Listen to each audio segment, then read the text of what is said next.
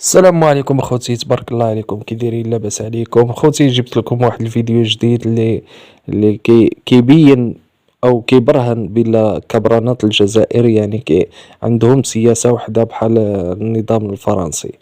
يعني من بعد ما شفنا الحملة ديال فرنسا بداية الموسم الدراسي أنها كتمنع دخول المدارس، يعني الطلاب مسلمات أو مسلمون يدخلوا بالنقاب أو بالحجاب أو اللباس الإسلامي.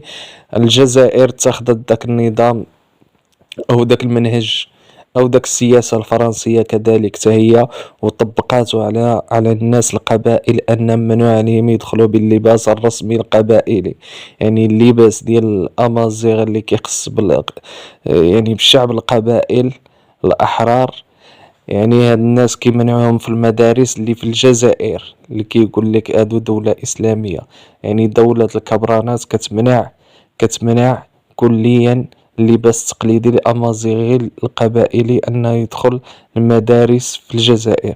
ها انتم كتشوفوا اخوتي، شوفوا الفيديو وحكموا بعينيكم، ولكم التعليق. الأم وبنيتها كتحكي يعني كيفاش وقع لها هادشي.